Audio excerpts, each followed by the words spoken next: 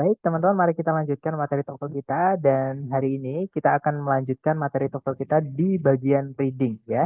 Nah, bagian reading ini kalau di silabus ada 16 bab, tapi saya menemukan cara yang lebih simpel atau sederhana ya, yang harusnya 6 bab menjadi 3 bab, yang mana bisa kita bahas dalam waktu 2 hari. Ya, jadi nanti teman-teman akan selesai di hari Jumat ini nanti, teman-teman. Oke. Nah, jadi langsung saja hari ini kita akan mempelajari mengenai salah satu teknik dari ketiga teknik yang akan kita pelajari di reading. Nah, teknik apa itu? Yaitu read the topic sentences atau eh, membaca topik sentence saja. Jadi di soal reading itu ada jenis soal yang cara mengerjakannya teman-teman cukup baca topik sentences-nya saja ya. Karena di dalam kalimat itu, di dalam paragraf atau di dalam teks itu banyak sekali jenis informasi, teman-teman ya. Ada informasi pokok atau gagasan utama itu ya. Kemudian ada juga informasi supporting ideas atau gagasan pendukung. Ada juga intermezzo atau informasi yang tidak nyambung dengan informasi inti. Nah, supaya teman-teman tidak bingung dengan informasi-informasi yang tidak inti itu, nah maka ada jadi soal itu yang cara mengerjakannya teman-teman cukup baca kalimat pertama di setiap paragraf atau istilah lainnya namanya adalah topic sentence yang hari ini kita akan pelajari. Gitu ya. Jadi tanpa berlama-lama langsung saja teman-teman. Nah, jadi di reading nanti teman-teman akan dihadapkan dengan 50 pertanyaan yang akan terbagi menjadi beberapa teks gitu ya. Jadi 50 ini normalnya 5 teks, teman-teman. Tapi saya pernah mendapatkan itu paling banyak ada 8 teks. Gitu ya. Nah, kalau misalnya normalnya satu teks itu diikuti oleh 10 pertanyaan. Jadi 5 teks ada 50 pertanyaan. Gitu ya. Nah, teman-teman nanti hanya punya waktu 55 menit untuk mengerjakan 50 pertanyaan tersebut. Dan kalau biasanya teman-teman yang belum pernah mengambil kursus preparation atau persiapan TOEFL itu biasanya akan membaca teksnya dulu. Nah, ini tidak saya sarankan ya.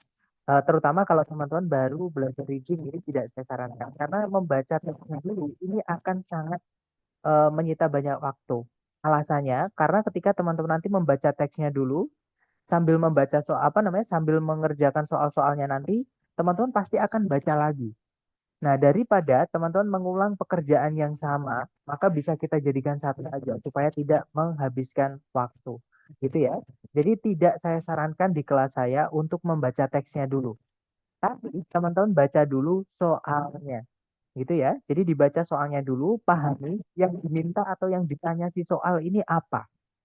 Nah, kalau teman-teman sudah memahami soal ini minta apa atau nyuruh kita nyari apa, informasi apa. Nah, barulah teman-teman nanti lakukan sesuatu dengan teksnya. Nah, atau tekniknya nanti ada 3 teman-teman yang akan kita pelajari. Hari ini kita akan belajar yang teknik pertama dulu ya, yaitu teman-teman cukup membaca topik sentences-nya saja. Nah, topik sentence atau kalimat topik itu adalah kalimat yang letaknya di kalimat pertama di setiap paragraf. Gitu ya. Nah, untuk teknik ini atau cara mengerjakan yang teman-teman hanya cukup membaca kalimat pertama di setiap paragraf ini, teman-teman pakai ketika teman-teman menemukan soal yang menanyakan garis besar mengenai teks atau permukaannya teks gitu, teman-teman. Gitu ya.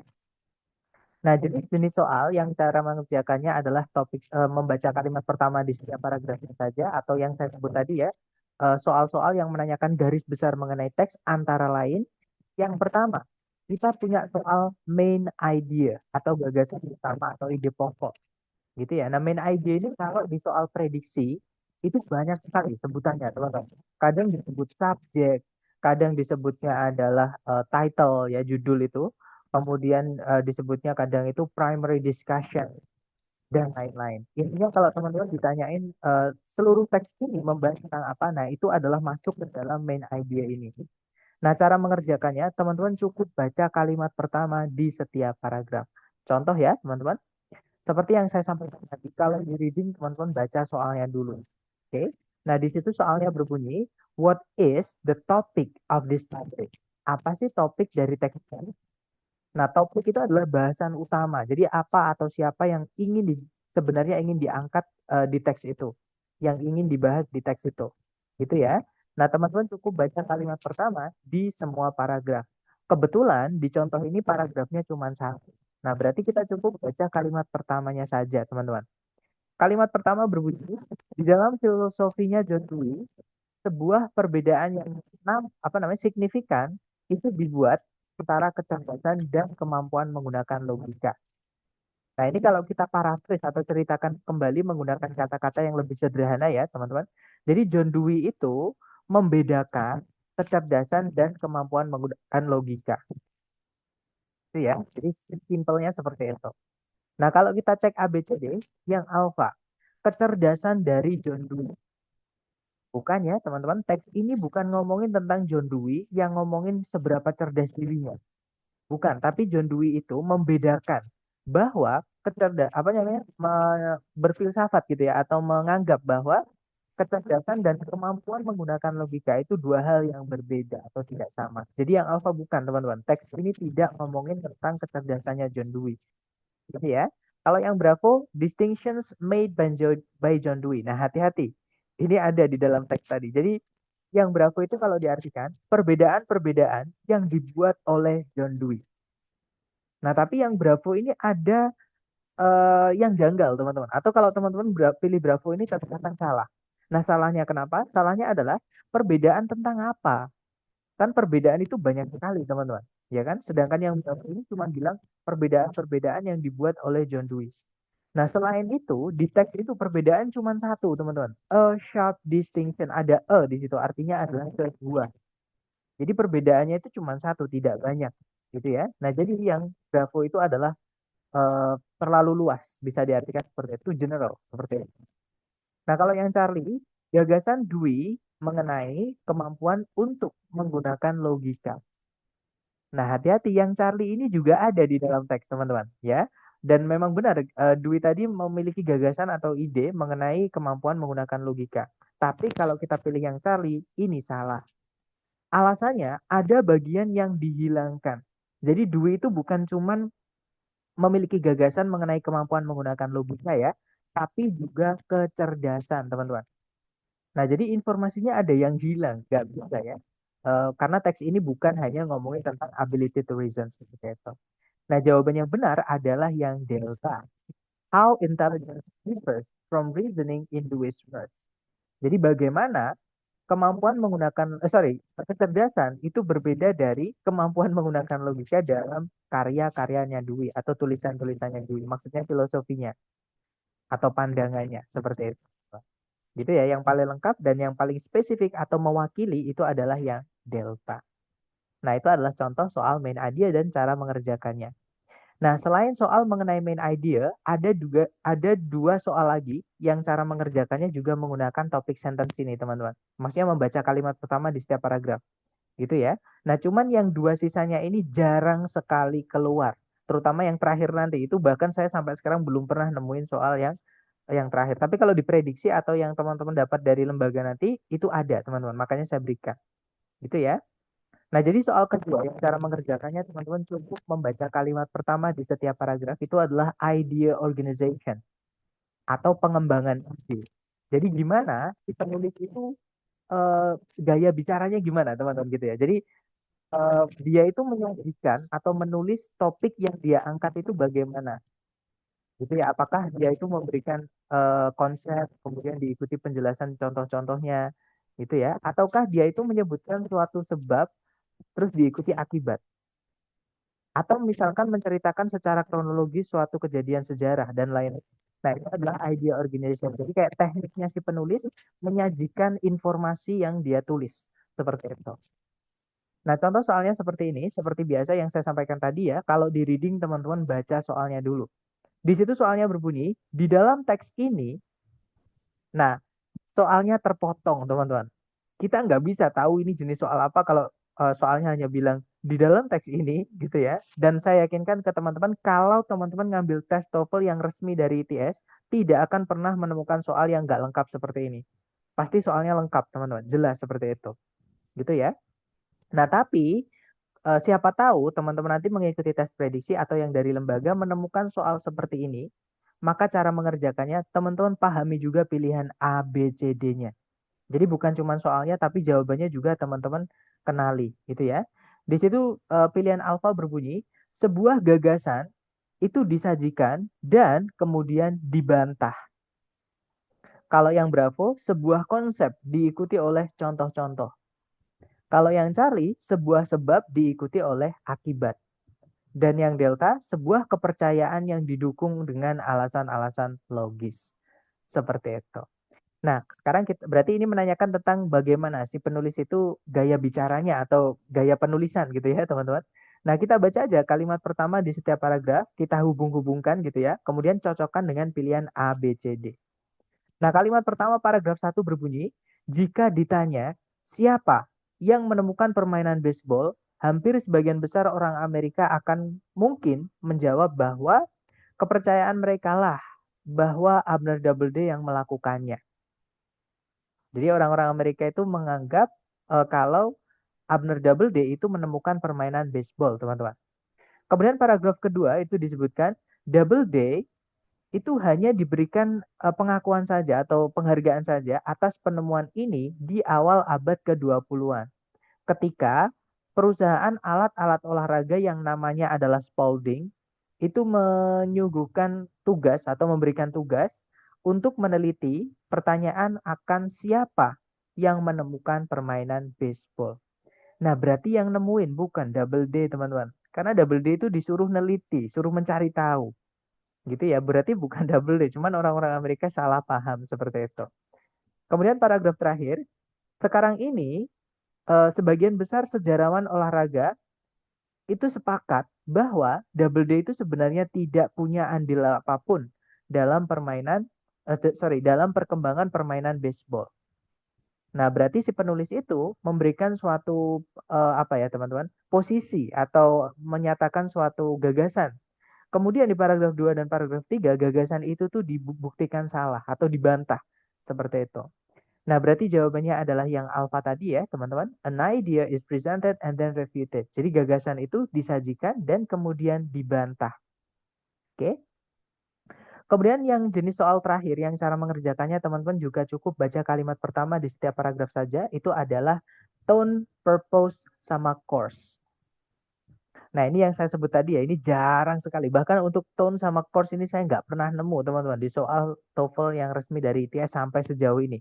Sejak saya pertama kali tes, sampai sejak ini belum pernah nemu. Terutama yang online ya. Nah, tapi kalau purpose itu pernah, tapi jarang sekali, teman-teman. Seperti itu. Nah, untuk contoh soalnya kurang lebih seperti ini. Kita baca soalnya dulu. Di situ soal nomor 4 berbunyi, which of the following best describes the author's purpose in this passage? Jadi yang manakah di antara A, B, C, D berikut ini yang paling mendeskripsikan tujuannya si penulis dalam menulis teks ini? Nah, kita baca aja kalimat pertama di setiap paragraf. Kalimat pertama paragraf 1 berbunyi, up to now, jadi hingga sekarang pengakuan-pengakuan yang telah didapat dari terdakwa atau terduga gitu ya dalam keadaan dihipnotis itu belum diakui menjadi barang bukti oleh pengadilan-pengadilan di Amerika Serikat. Paragraf berikutnya, sebuah kasus sengketa lahan yang membawa-bawa pengakuan yang didapat di bawah pengaruh hipnotis itu langsung dibawa ke Pengadilan Tinggi Amerika Serikat. Nah, kalau teman-teman baca kalimat pertama di setiap paragraf tadi, ada kalimat yang diulang-ulang, yaitu pengakuan yang didapat dari hipnotis dan pengadilan. Nah, sekarang kita cek A, B, C, D yang nyambung dengan itu yang mana, teman-teman, gitu ya.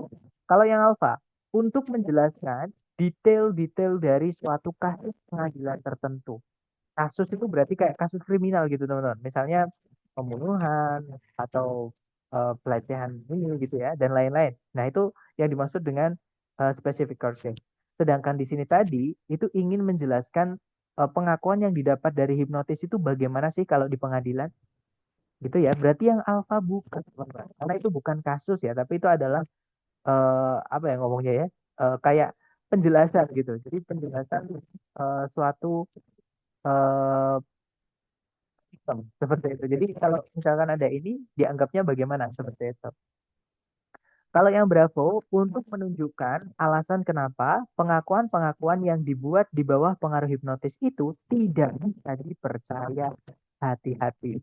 Kalau kita pilih yang Bravo ini, kita pukul rata, teman-teman. Jadi kita itu kayak overgeneralize. Seolah-olah semua pengakuan yang didapat dari hipnotis itu tidak bisa dipercaya atau salah. Gitu ya. Padahal teks ini itu hanya terbatas dalam pengadilan.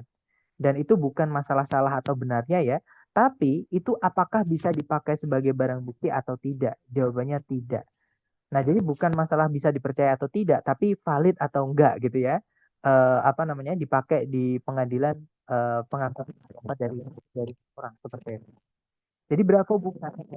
Kalau yang Charlie untuk memperjelas atau mengklarifikasi peran dari pengadilan tinggi.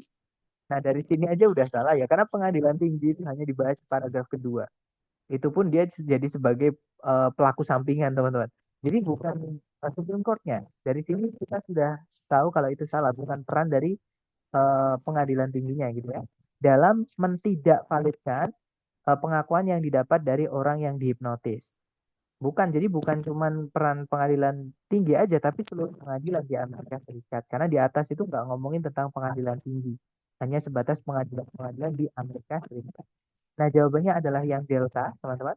To explain the legal status of hypnotically induced conversions. Itu kalau diartikan untuk menjelaskan status hukum dari pengakuan-pengakuan yang didapat secara hipnotis.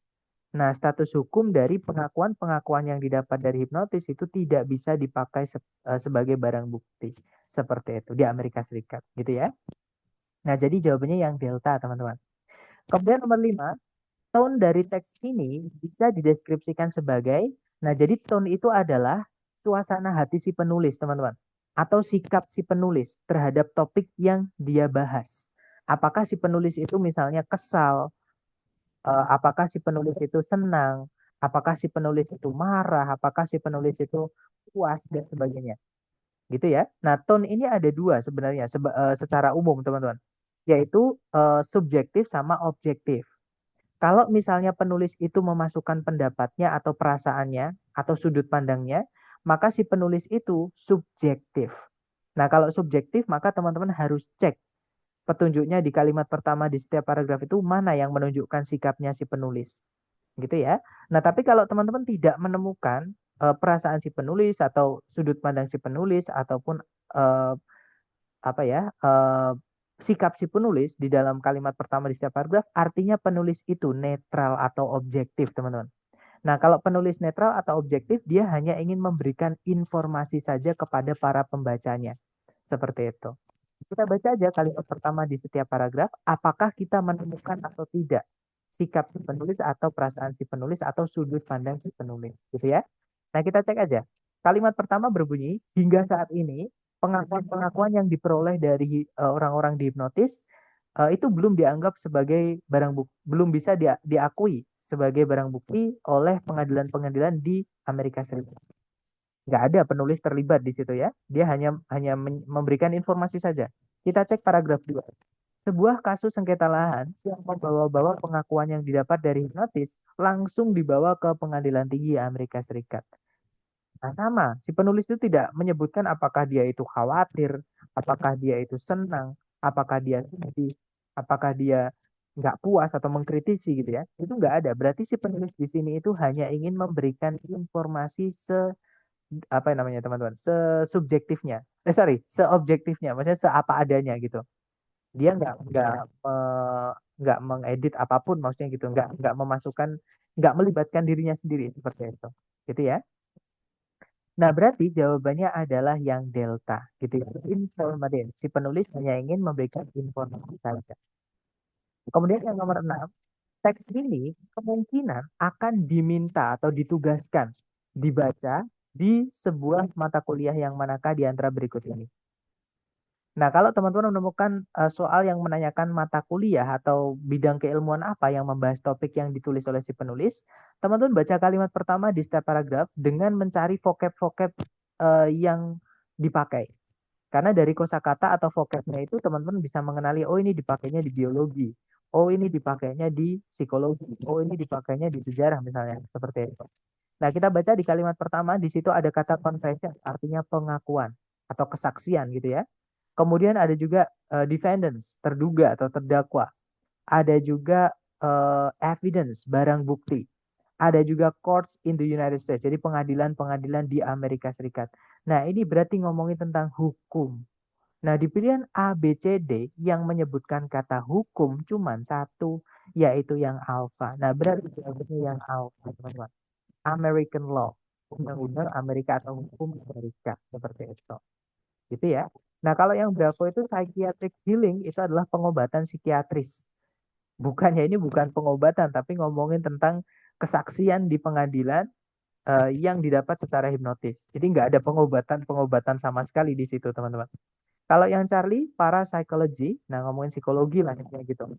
Nah, kalau misalkan ini tidak ada hubungannya dengan pengadilan, mungkin bisa hipnotis itu dihubungkan dengan psikologi. Tapi karena ini yang dominan adalah pengadilan atau menyempit ke arah pengadilan atau hukum gitu ya. Jadi yang Charlie bukan, teman-teman.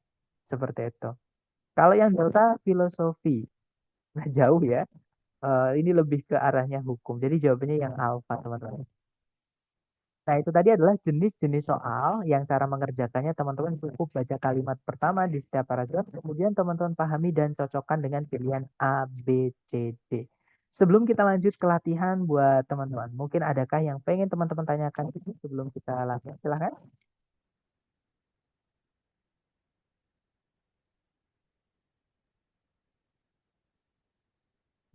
Sepertinya aman ya, kemudian saya sudah cukup jelas. Kalau gitu kita coba ke latihan soal, teman-teman. Seperti biasa, saya batasi dulu untuk chatnya supaya teman-teman hanya bisa chat ke saya ya. Dan saya mute dulu supaya tidak ada suara bocor dan teman-teman bisa lebih fokus.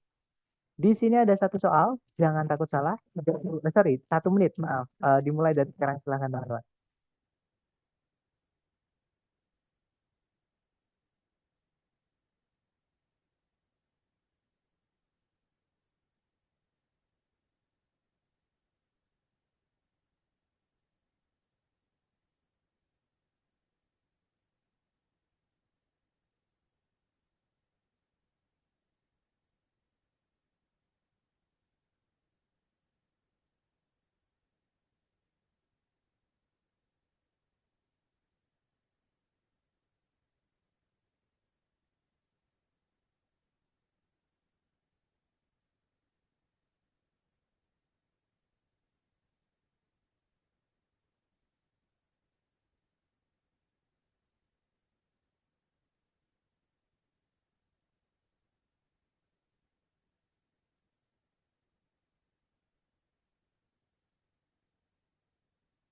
Oke, waktunya sudah habis. Silahkan jawaban teman-teman boleh dikirim di chat dulu ya. Kemudian kita bahas bareng. Dan saya lihat ada yang menjawab Bravo, ada juga yang menjawab Delta. Mari kita cek bersama. Ada juga Charlie. Mari kita cek bersama, teman-teman. Seperti biasa, yang saya sampaikan tadi ya, kalau di reading teman-teman baca dulu kalimat pertama, sorry, soalnya, maaf. Baca dulu soalnya. Di situ soalnya berbunyi, topik dari teks ini itu dapat dideskripsikan sebagai. Nah, karena menanyakan topik, teman-teman cukup baca kalimat pertama di setiap paragraf ya. Topik ini nama lain dari main idea, teman-teman.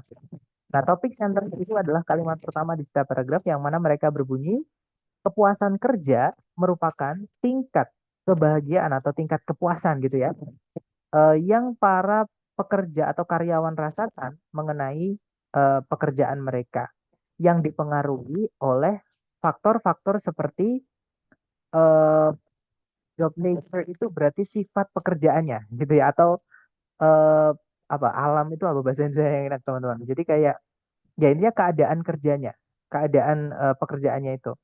Kemudian upahnya, kemudian kesempatan untuk bertumbuh dan hubungan hubungan dalam pekerjaan seperti itu.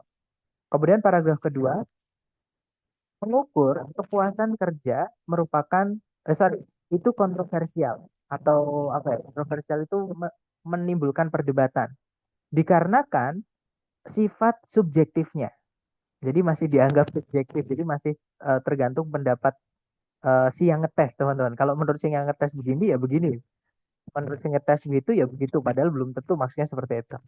Kemudian paragraf terakhir, tingkat ke apa reliability, tingkat kepercayaan atau bisa tidak dipercayanya dari alat-alat uji, maksudnya alat uji tingkat kepuasan kerja tadi ya, merupakan masalah lain atau masalah yang berbeda atau masalah lagi, masalah kedua lah seperti itu selain yang atasnya tadi.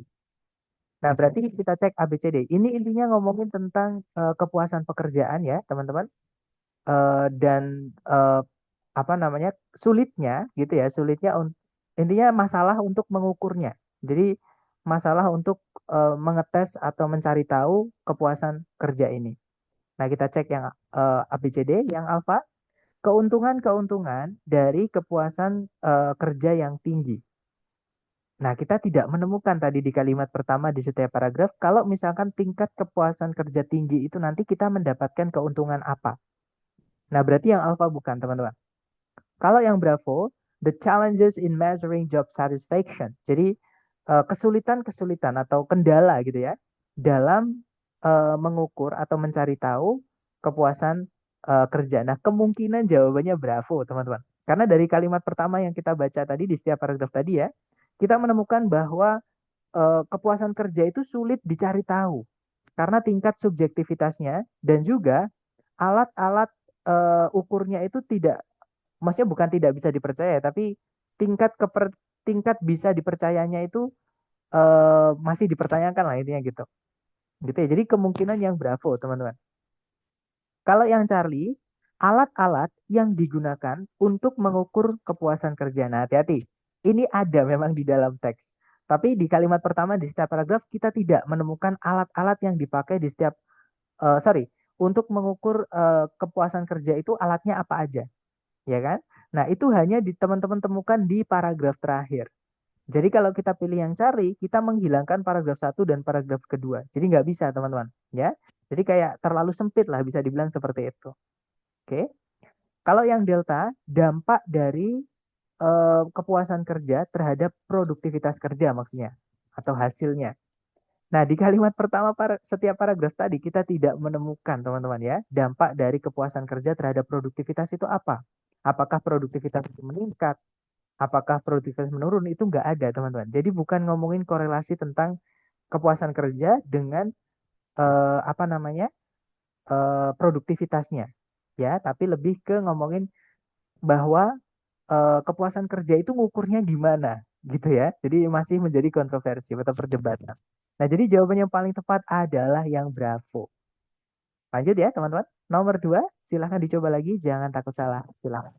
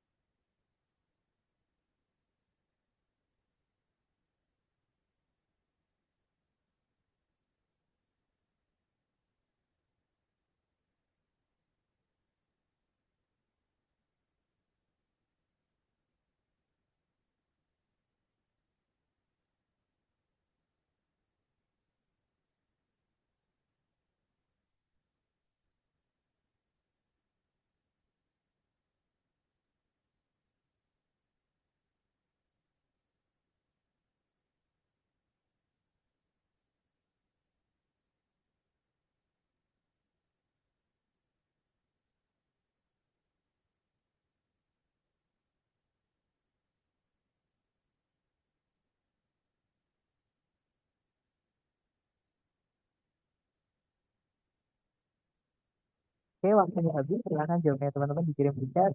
Dan saya lihat ada yang menjawab alfa, ada juga jawaban Bravo, ada juga jawaban Delta. Oke, kita cek ya, teman-teman. Di situ soalnya berbunyi, bagaimanakah informasi di dalam teks ini itu dikembangkan atau diorganisir, disusun, gitu ya. Nah, berarti kita cek kalimat pertama di setiap paragraf, karena ini ngomongin tentang garis besar mengenai teks, gitu ya. Kalimat pertama paragraf satu berbunyi, eh, testing, animal testing itu berarti uji uji yang menggunakan binatang itu, teman-teman. Kalau saya nggak salah ya. Jadi uji yang menggunakan binatang itu melibatkan menggunakan ya ini. Jadi itu menggunakan gimana ya ngomongnya? Eh, Uji menggunakan binatang itu mencakup atau melibatkan proses menggunakan binatang-binatang selain manusia dalam uji-uji atau eksperimen-eksperimen untuk menguji keamanan produk, memahami proses-proses biologis, dan mengembangkan perawatan-perawatan medis gitu ya, atau apa ya bahasa saya ingat teman-teman, treatments itu ya perawatan medis gitu ya. Kemudian paragraf kedua, proponen itu berarti pendukungnya, teman-teman, supporter, ya. Proponen itu yang setuju. Kalau oponen itu lawan.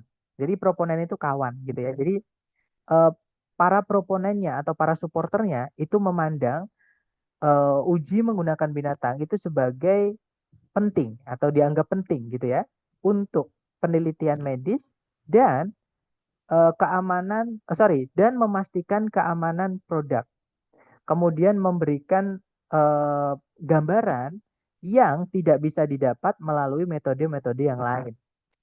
Kemudian paragraf terakhir, oponen. Nah, kalau oponen lawannya, jadi yang nggak setuju sama animal testing. Jadi oponennya itu memandang animal testing sebagai eh, problematik secara etik, gitu ya, dikarenakan perlakuan terhadap binatang dan mempertanyakan, maaf, validitas ilmiahnya. Jadi kebenaran ilmiahnya, maksudnya gitu. Yang mencatat atau yang menunjukkan, gitu ya, bahwa hasil-hasil dari penelitian binatang itu tidak selalu maksudnya bisa diterapkan terhadap manusia atau kepada manusia. Nah, berarti ini ngomongin tentang animal testing. Lebih tepatnya adalah perdebatan, gitu ya. Ada yang setuju, ada yang tidak, seperti itu. Nah, kita cek ABCD, teman-teman. Yang alpha, dua pandangan. Nah, maksudnya tadi view, ya. View kan sama kayak perspektif, teman-teman. Dua pandangan terhadap uji binatang itu dijelaskan. Nah, kemungkinan jawabannya yang alpha. Kita cek dulu yang lain. Kalau yang Bravo, eh, perkembangan sejarah dari uji binatang itu ditulis detail atau disajikan, dijelaskan lah, intinya gitu. Bukannya tadi tidak ngomongin tentang sejarah, perkembangan sejarah dari uji menggunakan binatang. Jadi yang Bravo bukan, teman-teman. Kalau yang Charlie, langkah-langkah yang dilibatkan dalam uji binatang itu dideskripsikan. Bukan langkah-langkahnya, ya, teman-teman. Kalau di soal itu bukan langkah-langkahnya, tapi tujuannya. Jadi tujuannya untuk apa, gitu ya. Kemudian tadi ada dua pandangan yang berlawanan, gitu, bertentangan. Jadi bukan yang Charlie. Kalau yang Charlie itu ketika kita membaca kalimat pertama di setiap paragraf, kita tahu langkah apa aja. Pertama harus kita ngapain dengan binatangnya. Yang kedua harus ngapain. Berikutnya harus ngapain. Nah, itu steps atau procedure, gitu ya. Berarti yang Charlie bukan. Kalau yang Delta, the reasons atau alasan-alasan uji menggunakan binatang itu tidak penting atau tidak diperlukan itu diberikan atau disajikan. Nah, yang Delta memang ada di dalam teks, tapi itu hanya ada di paragraf terakhir, teman-teman. Yang tidak setuju, yang menganggap bahwa uji menggunakan binatang itu tidak boleh atau tidak penting atau tidak, ya intinya dia boleh, gitu ya. Nah, sedangkan untuk yang paragraf kedua, kalau kita pilih yang delta ini nggak dianggap nanti jadinya seperti itu. Nah, jadi jawaban yang tepat adalah yang alfa, ya. Dua perspektif atau pandangan yang berbeda tadi, ya, atau bertentangan mengenai uji menggunakan binatang itu dijelaskan seperti itu. Lanjut ke nomor berikutnya. Silahkan, teman-teman.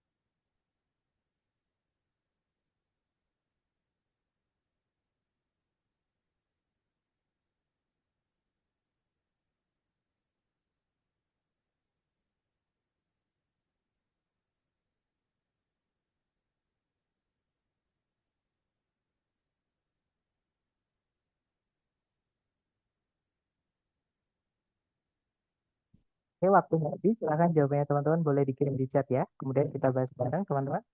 Dan saya lihat ada jawaban Alpha, ada juga Bravo, dan juga ada Charlie. Oke, kita cek bareng, ya. Dicari dulu soalnya, maksudnya dibaca dulu soalnya. Di situ soalnya berbunyi, tone dari teks ini bisa dideskripsikan sebagai, nah, yang ditanyakan adalah tone, teman-teman. Maka teman-teman cari di kalimat pertama di setiap paragraf. Ada nggak si penulis itu menuliskan perasaannya, atau sudut pandangnya, atau apalagi teman-teman, perasaan, sudut pandang, atau posisinya dia, pendapatnya dia seperti itu mengenai topik yang dia angkat. Nah, di sini dia membicarakan tentang soil degradation. Soil degradation itu kalau saya nggak salah ya teman-teman, jadi eh, apa namanya, penurunan kualitas tanah.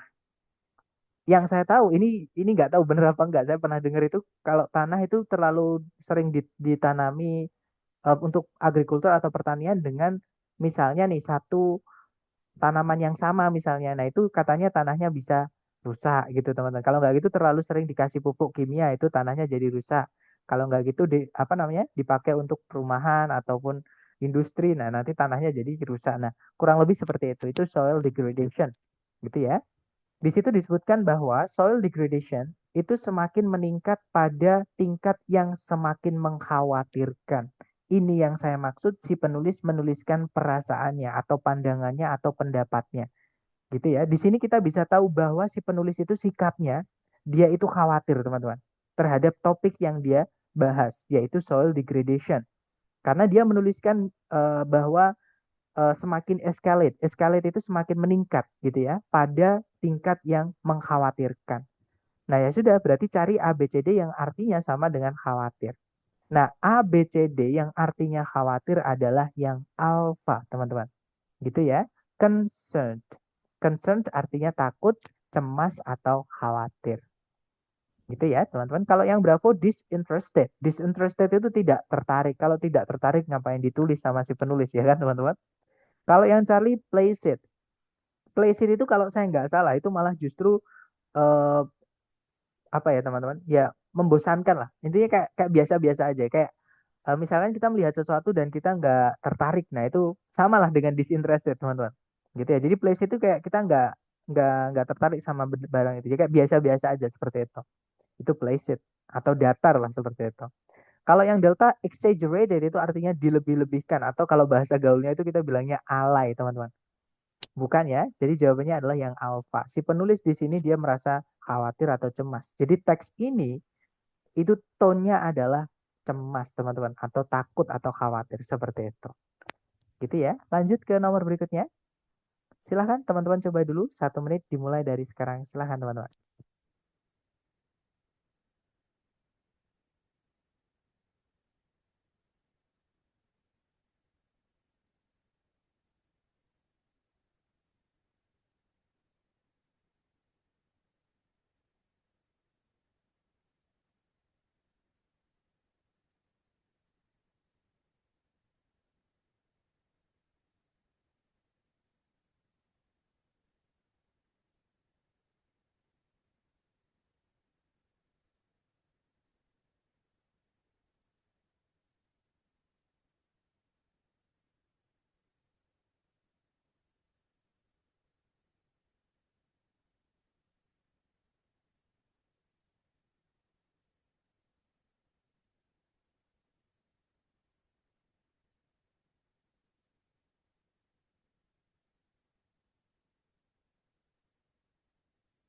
Oke, waktunya sudah habis. Yang sudah nemu jawaban boleh teman-teman kirim di chat ya. Kemudian kita bahas bareng. Jangan takut salah, teman-teman.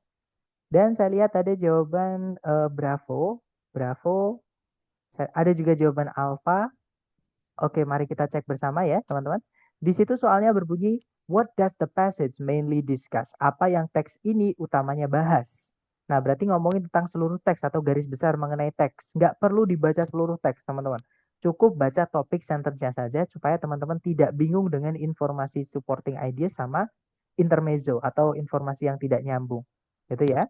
Di situ kalimat pertama berbunyi, neutron stars atau bintang-bintang neutron dan juga pulsars merupakan di antara benda-benda di alam semesta yang paling menarik atau paling eh, apa ya? Ya, menarik, bikin penasaran lah gitu, teman-teman.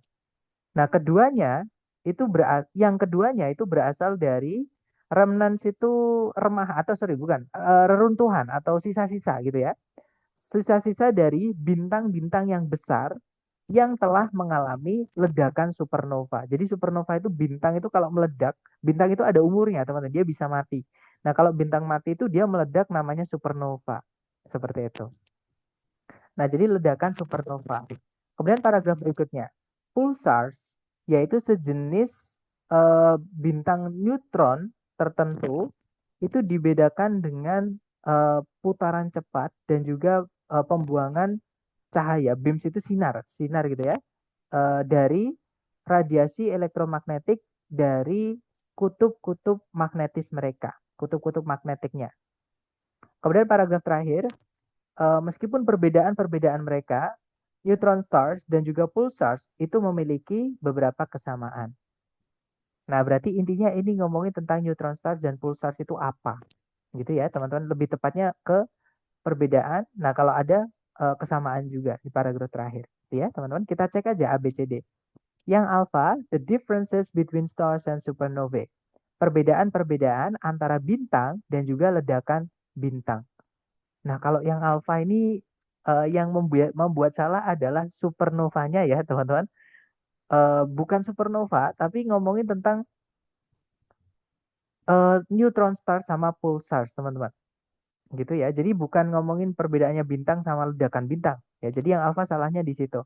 Kalau yang bravo, karakteristik atau sifat-sifat, ciri-ciri gitu ya. Ciri-ciri dan pembentukan dari eh, bintang neutron dan juga pulsar. Nah, kemungkinan jawabannya yang bravo. Karena ada ciri-ciri di situ. Nah, ciri-ciri itu ada yang beda, ada yang sama tadi, gitu ya. Tapi kita cek dulu yang lain, teman-teman. Kalau yang Charlie, proses bagaimana bintang itu menghasilkan energi. Bukan ya, kita tidak melihat tadi di kalimat pertama di setiap paragraf proses yang mengeluarkan, yang menjelaskan gimana bintang itu bisa mengeluarkan energi. Berarti bukan yang itu ya. Kalau yang delta, hubungan antara medan magnet dan juga cahaya. Nah, tiba-tiba medan magnet dan cahaya. Bukan ya. Jadi fix jawabannya adalah yang bravo, teman-teman. Yang dibahas di kalimat pertama paragraf 1, paragraf 2, paragraf 3 itu kan yang diulang-ulang adalah neutron sama pulsars. Di pilihan ABCD yang nyebut neutron sama pulsars ya sudah jawabannya itu. Kebetulan di soal ini ya, teman-teman. Karena yang lain nggak ada tuh nyebutin neutron sama pulsars. Jadi jawabannya yang bravo. Seperti itu. Lanjut ke nomor berikutnya. Silahkan, teman-teman.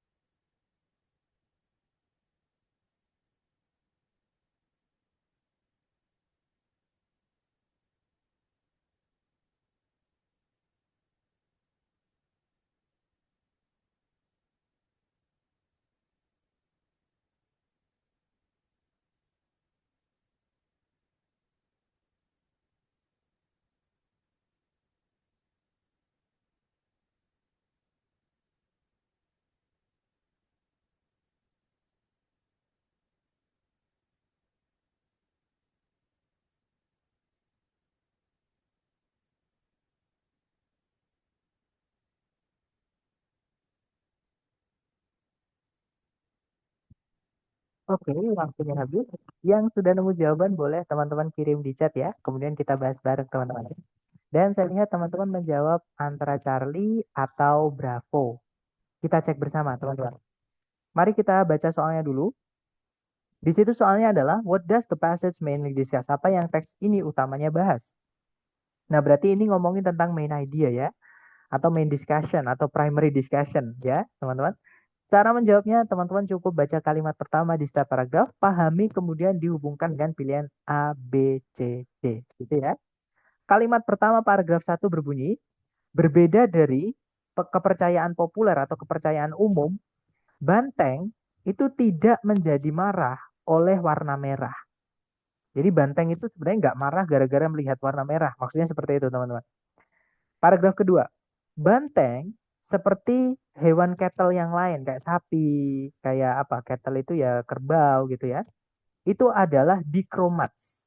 Nah, maksudnya mereka itu hanya bisa melihat dua warna, spektrum dua warna, yaitu biru dan juga kuning. Ya, jadi kalau dia melihat merah itu warnanya nggak merah, teman-teman. Warnanya antara kuning atau biru seperti itu. Kemudian, faktor-faktor yang lain itu juga berkontribusi atau menyumbang gitu ya kepada perilaku agresifnya seekor banteng. Nah, ini berarti ngomongin penjelasan intinya gini. Selama ini tuh kita salah kalau menganggap banteng itu ternyata marah kalau lihat warna merah. Gitu ya. Nah, sebenarnya banteng itu hanya melihat dua warna. Nah, kemudian di paragraf terakhir tadi bilang, ada beberapa faktor yang lain juga, itu juga berkontribusi terhadap perilaku agresifnya banteng. Nah, berarti ini sebenarnya menjelaskan perilaku agresif banteng yang sebenarnya lah, intinya gitu teman-teman. Yang berbeda dari popular belief atau kepercayaan masyarakat umum. Nah, kita cek ABCD. Yang alfa, penggunaan tradisional dari jubah merah dalam apa namanya adu banteng. Maksudnya adu banteng itu mayoret itu, bukan bukan apa matador atau kalau nggak salah mayoret ya teman-teman namanya. Bukan banteng adu banteng bukan, tapi orang adu banteng seperti itu.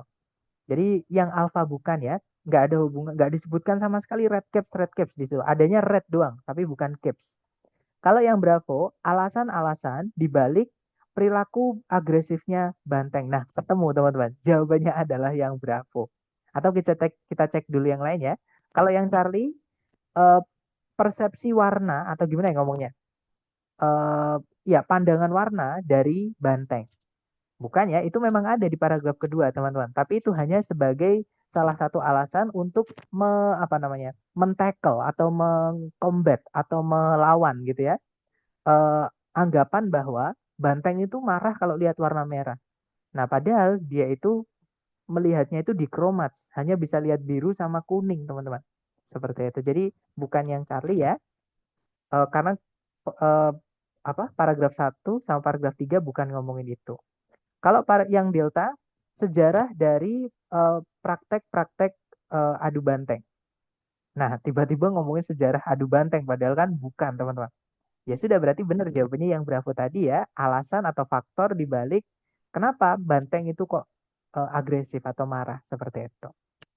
Kita lanjut lagi ke nomor berikutnya. Silahkan teman-teman coba dulu ya, 1 menit dimulai dari sekarang. Silahkan teman-teman.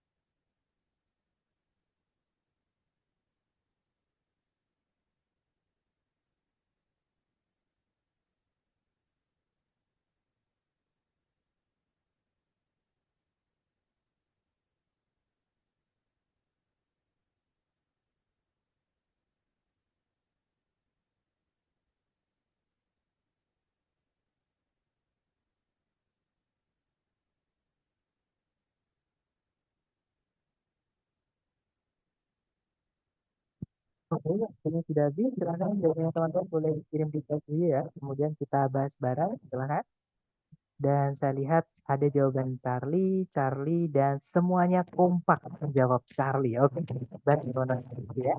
Di situ soalnya berbunyi, main point atau tujuan utama dari teks ini adalah untuk. Jadi main point itu bukan main idea ya, teman-teman. Main point itu lebih ke purpose. Jadi kayak artinya itu kayak tujuan utama seperti itu.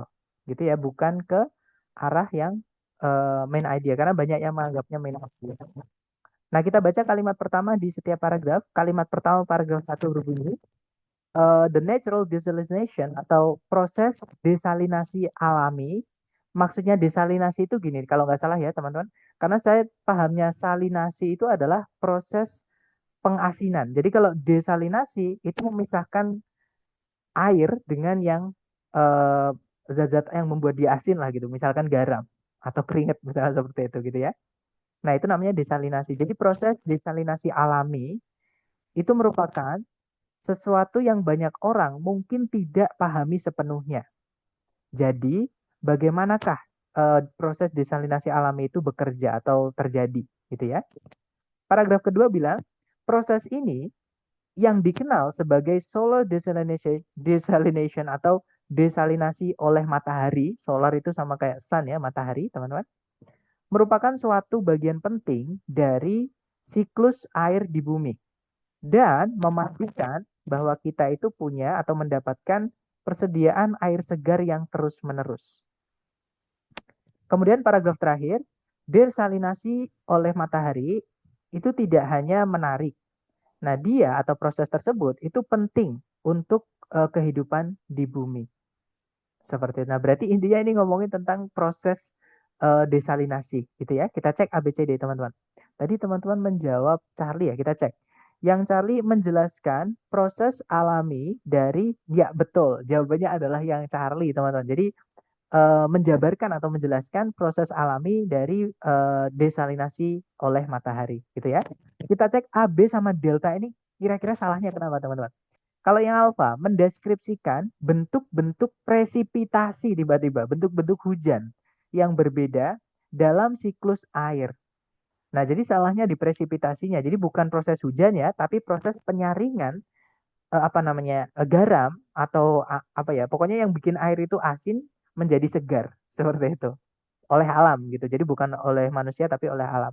Kalau kita kan kalau nggak salah pakai zat-zat kimia kayak misalnya kaporit gitu ya teman-teman. Saya nggak tahu kaporit atau favorit gitu. Kita lupa namanya. Kemudian yang Bravo meng-highlight atau menunjukkan gitu ya betapa pentingnya melindungi lingkungan untuk generasi masa depan. Nah, kalau ini terlalu luas ya, maksudnya melindungi tiba-tiba tapi gini, ada perbedaan teman-teman. Kalau kita pilih yang Bravo ini, jadi gini, melindungi lingkungan untuk generasi masa depan itu adalah manipulasi manusia, artinya usaha manusia. Sedangkan di teks ini adalah natural desalination. Tidak ada sama sekali campur tangan manusia. Jadi 100% oleh alam. Jadi bagaimana alam itu bisa memisahkan air yang segar dengan zat-zat yang bisa bikin air itu asin. Maksudnya seperti itu gitu ya. Jadi bukan yang Bravo. Kalau yang Delta membahas berbagai macam kegunaan dari air segar atau air tawar dalam ekosistem dan pertanian. Nah, tiba-tiba penggunaan air segar, teman-teman. Kita ketika membaca kalimat pertama di setiap paragraf tadi tidak menemukan ya, bahkan salah satu contoh aja penggunaan air segar atau air tawar di ekosistem ataupun di agrikultur nggak ada. Nah, berarti yang dibahas bukan itu. Berarti fix jawaban teman-teman benar ya itu yang Charlie. Menjelaskan proses alami dari solar desalination. Seperti itu. Good job guys. Lanjut ke nomor berikutnya. Nah, ternyata sudah habis. Nah, gimana? Mungkin ada yang pengen teman-teman tanyakan dulu sambil saya absen ya. Boleh di chat, boleh di unmute. Sambil saya absen, teman-teman.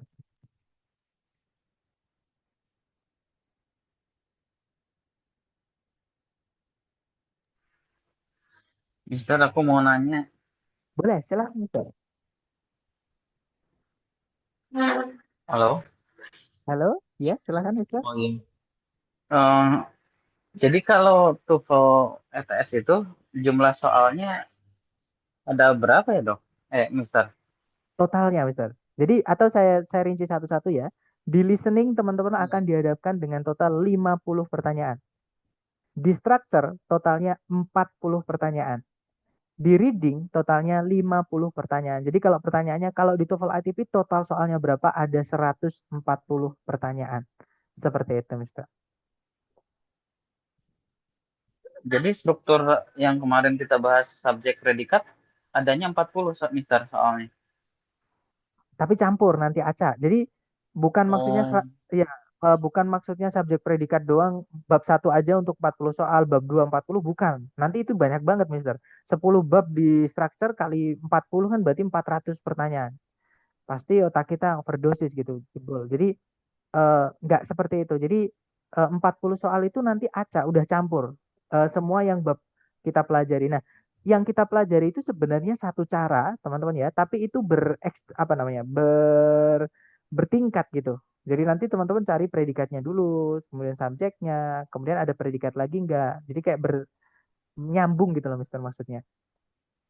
terus Mister, untuk tes yang dari lembaga ini apa nanti berupa online itu Online, online. prediksinya bisa mendekati atau memang kayak lebih tinggi daripada nilai biasanya. Maksudnya gimana, Mister pertanyaannya? Ketika kita dapat nilai 500 di prediksi TOEFL, apakah di TOEFL 500 juga atau malah bisa lebih kecil, Mister? Nah, ini pertanyaannya lumayan bagus sih. Jadi gini, Ini yang berkali-kali saya sampaikan ke teman-teman. Jadi sebenarnya bukan cuma lembaga kita ya. Jadi umumnya lembaga-lembaga yang tes prediksi itu mereka ngambilnya dari buku Longman, teman-teman. Itu tesnya yang bikin Longman. Nah, Longman itu bikinnya kapan? 2003, ya. Nah, apakah ada perbedaan? Tentu ada. Setiap tahun itu TOEFL mengalami perubahan. Pernah saya cerita ke teman-teman, saya ingat dulu tuh. Nah, jadi kalau misalkan pertanyaannya apakah kalau kita di TOEFL prediksi tinggi, di TOEFL yang resmi itu ada kemungkinan juga tinggi. Nah, bisa dibilang korelasinya kecil. Tapi gini, kalau menurut saya ya, karena di tes yang dipakaikan di lembaga itu adalah tes yang menurut saya lebih sulit. Jadi tes prediksi itu lebih sulit, teman-teman, daripada tes yang resmi dari ITS. Nah, jadi kemungkinan kalau teman-teman dapat nilai tinggi dengan beneran, maksudnya dengan menggambarkan usaha teman-teman sendiri, tanpa melihat video dari yang saya berikan nanti ya kan, nanti kan teman-teman saya kasih reward yang selalu hadir ya kan. Apa namanya, sebelum sebelum mempelajari video itu terus teman-teman nyoba dulu tuh, terus ketemu tuh nilainya teman-teman berapa. Nah, misalnya teman-teman nilainya kok ngerasa rendah, belum tentu ketika real test itu juga rendah. Karena memang di tes yang resmi, sorry, tes yang dari lembaga ini lebih sulit soalnya, teman-teman. Seperti itu. Tapi sekali lagi nggak korelasi ya, maksudnya tidak menggambarkan. Kalau menurut saya ya belum tentu lah intinya gitu.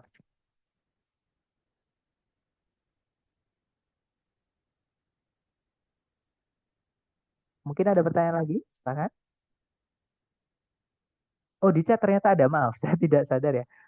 Mister, kalau udah baca kalimat pertama setiap paragraf tapi belum sesuai sama pilihan jawabannya, gimana ya? Apakah lanjut baca semua kalimat? Hati-hati teman-teman ya. Jadi tidak disarankan membaca seluruh kalimat karena teman-teman nanti takutnya akan di distract atau akan bingung karena ada namanya informasi supporting ideas atau informasi pendukung.